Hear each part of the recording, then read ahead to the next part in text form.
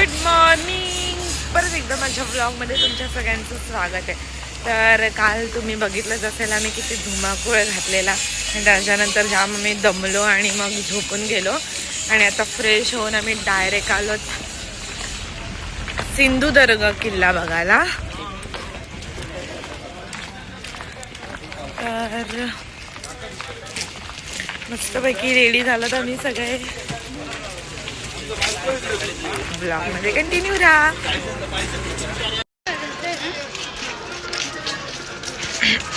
आमचे सगळे मंडळी गेलीत पुढे आणि हा माळवणचा समुद्र आणि ह्या लाटा.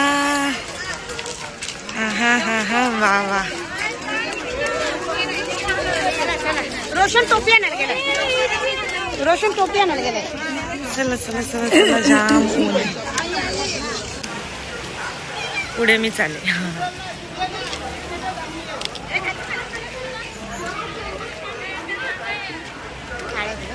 व्हिडिओ चालू आहे.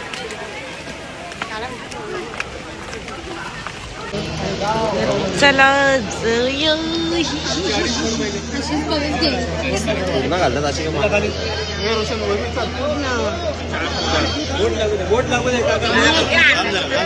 अजून बोट नाही लागली.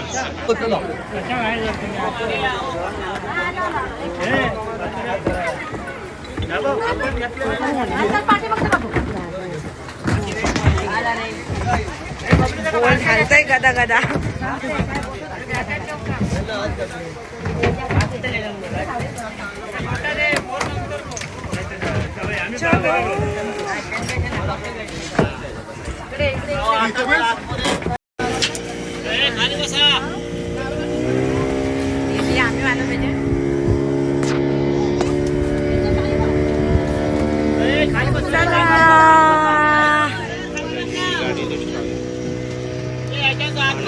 हाय आधी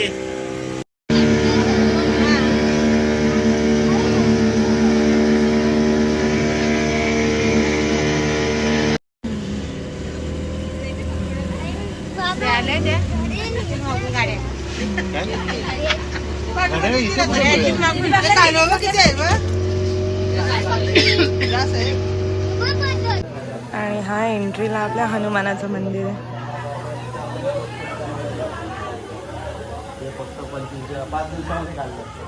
चला आज जाऊयात.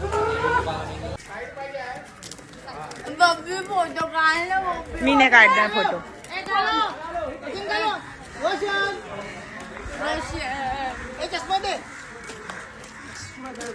तर चला जाऊ किल्ल्यामध्ये आणि बघूयात किल्ला आणि तुम्हाला पण दाखवतो. यांचा फोटो शूट काय संपत नाही.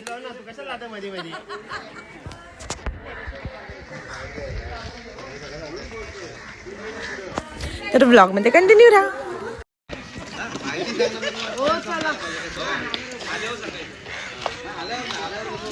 सुरुवात ओरड्यापासून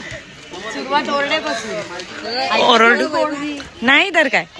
ओरडल्याशिवाय काय गप्पा नाही बसत. ऐकत नाही. आमची संगीता बायकाची दिसते हिरोईन. गाईड घेऊ ना. हा गाईडला पण घेते. हा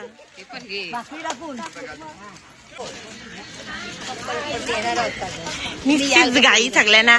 आम्ही नाही मग बरोबर आहे. आता तिथं जाऊन बडबड करा. नाही मग काय आपण पाठी बघत बडबड कसा पुढे नाही करायचं. आता ब्लॉग मध्ये आली ना बडबड. आता ऐकतील ती. नाही पण आता पाठी बघत करतो या ऐकायला येईल.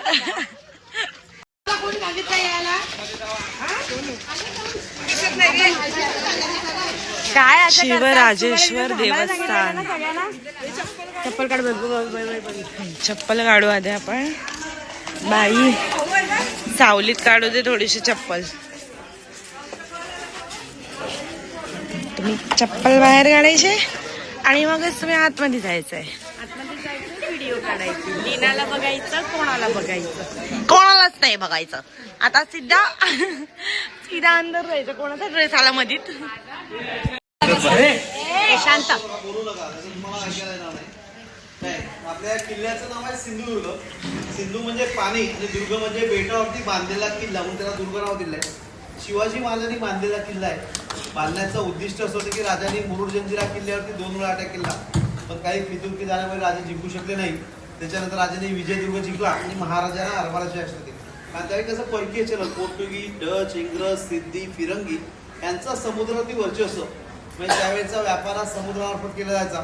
तसेच आपले महाराष्ट्रातले 84 बंदरं राजांना सुरक्षित करायचे होते, कारण हे लोक व्यापाराच्या मध्ये यायचे, व्यापार करायचे, गोरगरिबांना लुटायचे, काही लेडीज लोकांना त्रास द्यायचा, हे राजांना सहन होत होतं. तर त्यासाठी राजाने हे गुप्तहेर निवडले आणि त्याला सांगितले की अशा ठिकाणी जागा निवडा जेणेकरून समुद्राच्या मध्ये बेट असेल आणि त्याच्या आजूबाजूला मालवाहतूक जास्त होतं, अशा ठिकाणी जागा निवडायला सांगितली आणि गुप्तहेरांना पाठवून दिलं. 84 बंदरं गुप्तहेर फिरले, त्याच्यात बहिर्जी नायक होते. त्यांनी राजांना कळवलं की मालवण बंदरामध्ये कुर्टे नावाचं बेट आहे, ती जागा योग्य आहे, महाराज तुम्ही पाहून या. आणि त्यावेळी शिवाजी महाराज या बेटाची पाहणी करण्यासाठी कोळ्याच्या वेशामध्ये आले. कोळी म्हणजे मच्छीमारचं वेशांतर केलं का, तर शत्रूचं वर्चस्व होतं. राजे या ठिकाणी त्यांना कळू नये, राजांचा दबदबा बराच होता, पण राजे येतात म्हणजे काहीतरी कारण आहे हे शत्रूच्या लक्षात येऊ नये. राजाने वेश धारण केला कोळ्याचा आणि कोळ्याच्या वेशामध्ये या बेटावरती आले, बेटाची पाहणी केली. राजांना ही जागा आवडली आणि किल्ला बांधण्याचं आयोजित केलं. त्याच्या बांधकामासाठी घातला गेलाय. तसंच आपल्या किल्ल्याच्या बांधकामात राजाने हुशार असे 3000 कारागीर निवडते. त्याच्यात फातरफेक, लोहार, सोनार, गवंडी असे 3000 कारागीर आणि त्यांच्या संरक्षणासाठी राजाने 5000 मावळ्यांचा जागता बारा ठेवला होता. म्हणजे मूर्तीच्या बाजूला फोटो लावला, त्याच्यामध्ये गेट पिळायचे, मी तुम्हाला दाखवेल असतात. तर ही कोळ्याच्या वेशामध्ये आणि त्यावेळेची कोळी हातामध्ये वाळा घालायचे, चांदीच्या वाळा घालायचे बघा, पायामध्ये तोडे घालायचे चांदीचे, कपड्याला साखळा दंड, गळ्यामध्ये कवड्याची माळ असायची त्या कोळ्या कपड्यामध्ये, डोक्यावरती चंद्रकोर आणि डोक्याचा वरचा भाग राजांचा जटाधारी म्हणजे शिवाचा अवतार, शंकराचा आशीर्वाद होतो राजाला.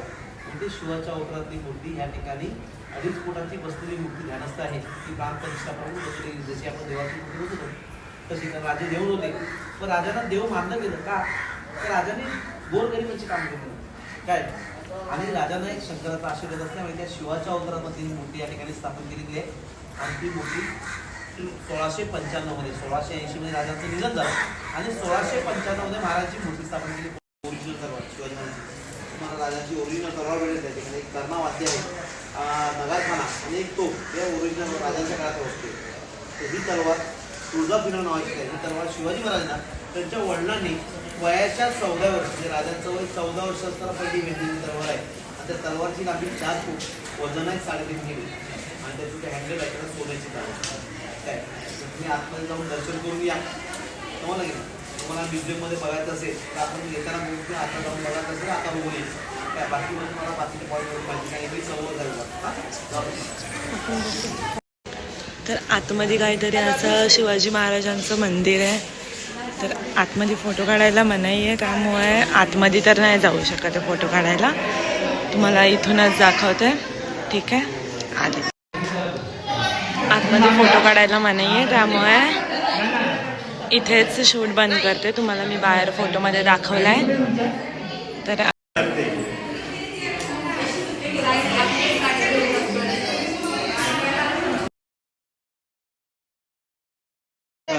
बघा इथे समोर तुम्ही बघताय हे महादेवाचं मंदिर आहे. समोर शंकराची पिंडी आहे गेल्यावरती, त्याच्या बाजूला नंदी आहे, त्याच्या समोर विहीर आहे. पण ती विहीर नसून भुयारी मार्ग आहे. का तर शत्रूला बाहेरून पाहिलं त्याला वाटलं ते महादेवाचं मंदिर आहे आणि त्या ठिकाणी विहीर आहे. महादेव मंदिर असतं की विहीर किंवा तलाव असतो बघा, त्या हिशोबाने राजाने बनवला. त्या विहिरीतनं भुयारी मार्ग काढलाय, 35 फूट खोल आहे विहीर आणि त्या विहिरीतनं भुयारी मार्ग काढलाय. की समोरच गेलं की समोरच्या म्हणजे महादेवाच्या पिंडीच्या बाजूच्या भिंतीला खालती वाकून बघा तुम्हाला दरवाजा बंद लावला दिसेल. आतमध्ये पाणी साचलंय थोडं, कारण ते पावसाचं पाणी साचतं तर ते तुम्हाला दिसेल. आणि असं केलेलं आहे, 35 फूट खोल आहे. साईडने रशी बांधून खालती उतरायचं, पलीकडच्या साईडला मशाल लावायची जागा आणि ही वरचा जो कठडा आहे तो नंतर बांधला, त्याच्यावरती झाकण ठेवलं जायचं.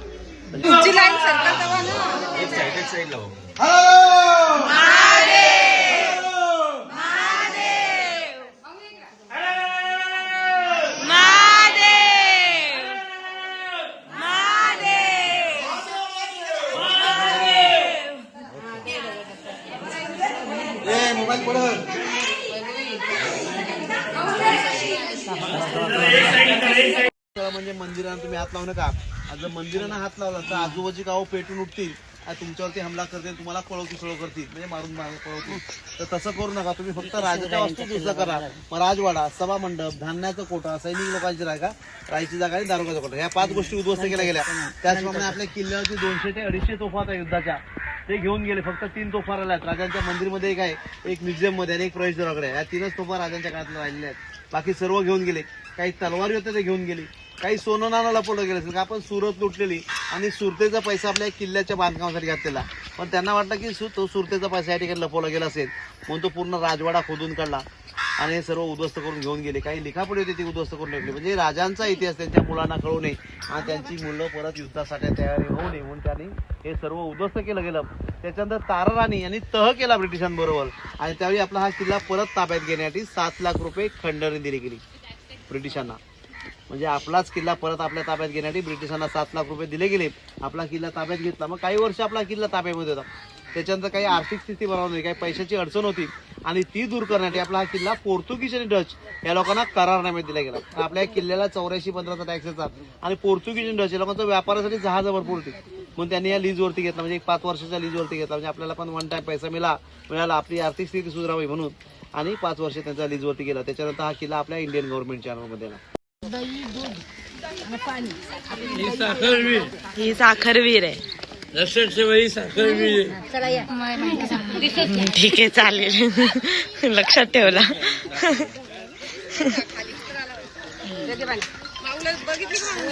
मस्त दिसतेस, मस्त वाटत, मस्त वाटतंय ग. ही दहीवीर. चला, देवी भवानी मंदिर. मूर्ती स्थापन केलेली आहे. स्थापन करायचं उद्दिष्ट असं की त्यावेळी जे ब्राह्मण लोक होते समुद्रावर नसत. राजांच्या काळामध्ये गागाभट होते. गागाभटांना राजाने या ठिकाणी किल्ल्याच्या भूमीवर या ठिकाणी बोलवलं होतं. तर त्यांनी सांगितलं राजाला की तुम्ही काय किल्ला बांधता योग्य जागा नाही, शाकुभूमी आहे, तर त्यासाठी आम्ही या ठिकाणी येणार नाही. कारण काय होतं की ते लोक समुद्रावर राहायचे नाही. जो पण ब्राह्मण समुद्रावर राहिला त्याला वाळवीत टाकलं जायचं त्यांच्या काळात. म्हणजे त्यांच्या एरियामध्ये स्थान दिलं जायचं नाही. पण राजांना काय सांगणार, त्यांना सांगितलं की तुम्ही काय किल्ला बांधता योग्य जागा नाही, शाकुभूमी आहे, तर त्यासाठी आम्ही या ठिकाणी येणार नाही. पण आपल्या किल्ल्याचा भूमिविजय शिवाजी महाराज ज्या ठिकाणी पहिल्यांदा बोटीत बसून पोळ्याच्या हिशोबात आलेले त्या तिथे एक दगड होता. त्या दगडावरती किल्ल्याचा भूमिविजय केलाय आणि त्या दगडाला नाव दिले मोर्याचा धोंडा. आणि त्या दगडावरती गणपतीची मूर्ती, शंकराची पिंडी, नंदी, सूर्य, चंद्र हे कोरलंय. त्या दगडावरती किल्ल्याचं भूमिपूजन केलं आणि ज्या दिवशी भूमिपूजन केलं त्या दिवशी दिव्याची मूर्ती राजांनी कोल्हापूरला या ठिकाणी मागवली होती आणि त्या ठिकाणी स्थापन केली. आणि त्या ब्राह्मणांना सांगितलं की मी शापित भूमीला पवित्र केलंय. मग काही वर्षानंतर या ठिकाणी ब्राह्मण लोक यायला झाले. पण राजांच्या काळापासून आपल्या मंदिरमध्ये नवरात्रीचा उत्सव सुरू झाला. तुम्हाला मंदिरमध्ये राजांची माहिती सांगितलंय. त्याचप्रमाणे दरवर्षी देवीचा गोंधळ असतो, जागरण गोंधळ. त्या दिवशी फेब्रुवारी महिन्यामध्ये त्या दिवशी सकाळी अभिषेक केला जातो, होम हवन असतं, ब्राह्मण भोजन असतं. म्हणजे जेवढ्या पण सभा असतात त्याला गोळा नैवेद्य. संध्याकाळी 4 वाजता बकराचं पूजन. म्हणजे काही राक्षस कृतीला देवीने मारलेलं असतं आणि त्या राक्षसाने मरताना देवीची क्षमा मागितली. त्यावेळी देवीने आशीर्वाद दिला असतो की ज्या दिवशी माझा उत्सव साजरा केला ते तुम्हाला मानवलं जाईल. म्हणून बकरा पूजन केलं जातं आणि त्याला बळी पलीकडे दिलं जातं आणि त्याचं जेवण मंदिरच्या बाहेर शिजवलं जातं.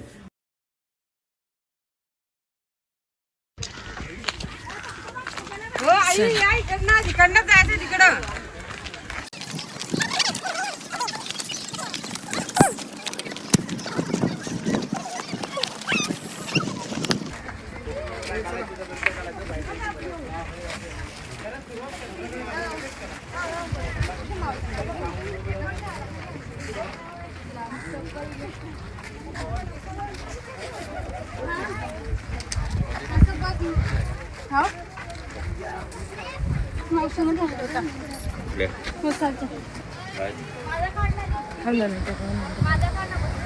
फोटो काढ देते. हा, काढते 2 मिनिटं. शंकराच्या आता आपला किल्ला समुद्रामध्ये आहे. या समुद्रापासून तुम्ही संरक्षण करा.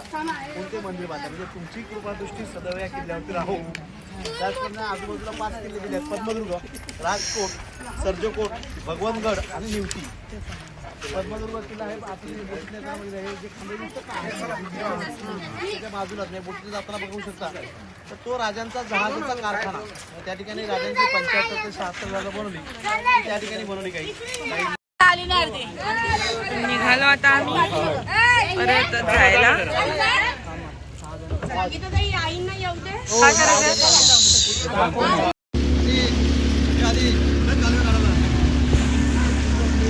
का दिसतच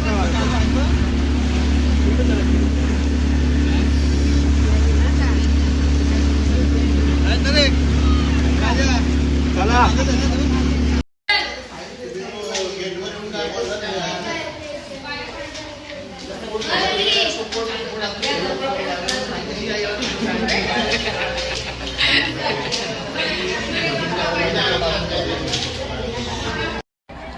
किल्ल्यावरून निघालो, मग तिथे बाप्पाचं दर्शन घेतलं आणि आता रूमवर रिटर्न आलो जेवायला.